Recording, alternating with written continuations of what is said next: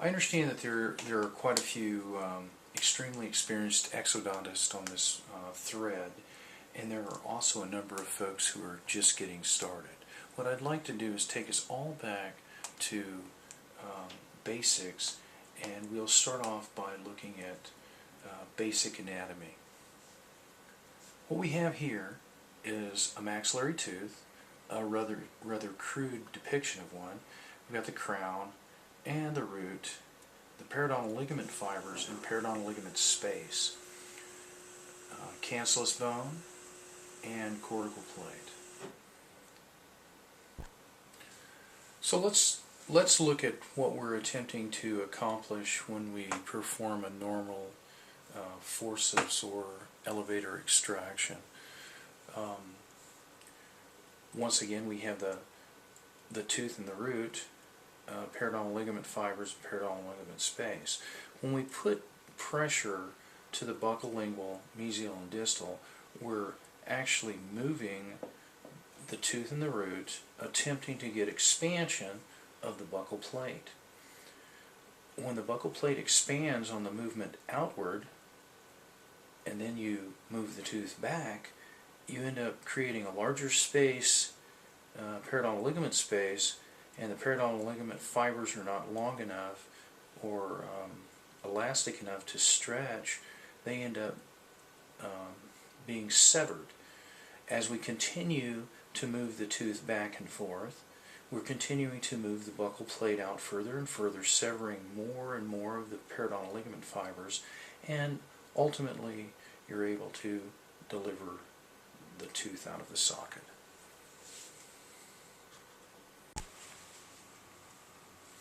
In my opinion, one of the most difficult things you're going to run into as an exodontist is extracting an ankylosed tooth. Now, to refresh your memory on what an ankylosed tooth is basically a tooth where the periodontal ligament space has been lost. Through an inflammatory response, you lose the periodontal ligament. With no periodontal ligament, you're not able to expand the buccal bone and create that space. So what ends up happening as you apply force on the tooth, you actually expand the buccal bone out, and then you bring it back. This whole plate is moving with it, the entire bone, and eventually what you end up doing is fracturing the buccal plate.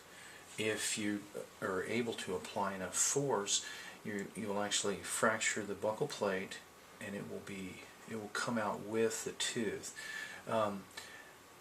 We've all experienced that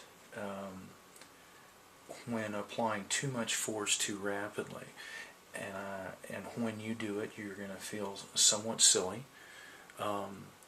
And if you were to talk to somebody about it, they'd tell you that fracturing the buccal bone is considered poor form in most circles.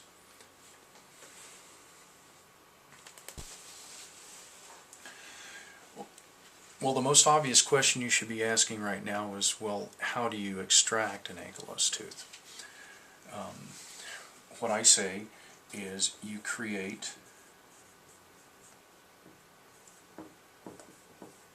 your own PDL space. I like to use the Midwest Shorty motor with a straight attachment on it and a 559 burr. 559 burr is the same diameter as the 301 elevator, and it'll allow you to make nice cuts, not overheat the bone, and at the same time allow, when you're actually sectioning a tooth, to apply more force using the 301 elevator. And that's a technique that I'll show down the road. But what you want to do is take your burr of choice and actually visualize the periodontal ligament space where it would be, and cut that out using your burr. You know, I don't want to tell you what handpiece or what burr to use, but I like the slow speed motor because it gives me that tactile feedback. I'm not going to end up cutting a bunch of stuff that I'm not supposed to be cutting. Anytime you are cutting bone, you want to make sure that you are irrigating with a lot of liquid to prevent overheating the bone and killing it. One thing is don't use any handpiece that discharges air into the field. Subcutaneous emphysema is a real thing, and you want to try to avoid it as much as possible.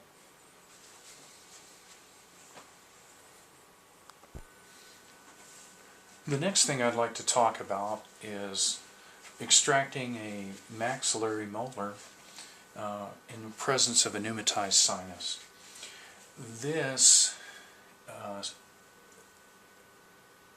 This picture right here strikes fear into quite a few of the exodontists on this thread.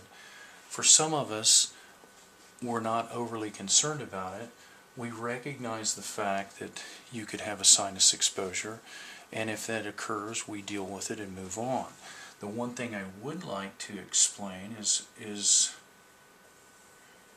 when we are looking at this X-ray, we've got a two-dimensional representation of a three-dimensional object. We don't see that third dimension.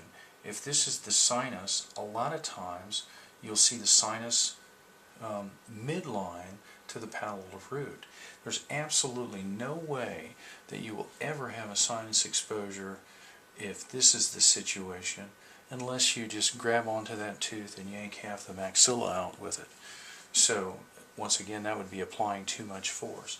So in this case, if you're concerned about a sinus exposure, I'll show you a sectioning technique to minimize the risk.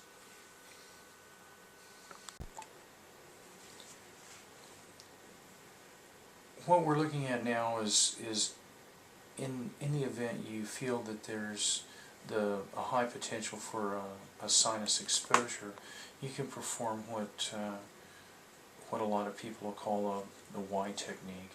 To me, it kind of looks more like a T, but what you'll do is the first cut you're going to make is between the palatal root and the buccal roots.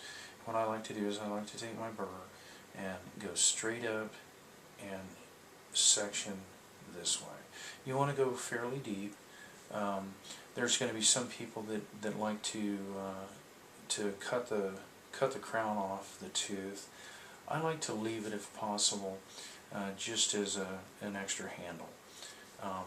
So, you know, there's plenty of different ways to skin the cat. You can actually take and cut the crown off the tooth, and then make the cut here, and which would be this cut here, where you're sectioning between the palatal root and the buccal roots. That's my first cut there, and then the second cut would be from the inside of the tooth toward the outside. Remember, I'm using a slow-speed burr, slow-speed handpiece, and it won't cut through enamel like one of the high-speed burrs will. But it also won't damage some things if you get running wild. So, once again, the first cut would be through the middle of the tooth, mesial distally, and then visualize where those two buccal roots are and cut this way. You're going to put your 301 elevator in the slot, and a twisting motion will hopefully fracture the entire tooth, the lingual or the palatal root away from the buccal roots, and then you can go in and put the 301 elevator in again and twist it, and it will fracture the two buccal roots. At that point, you're going to be able to remove one segment at a time. I find a lot of times that the palatal root is the first one to come out. I've got it in, I'm able to get it out, and it pops right on out of there. If you suspect that you're close to the maxillary sinus, this would be one technique that you can use to minimize the amount of bone that you're going to remove, and it will also allow you to remove each one of the roots individually.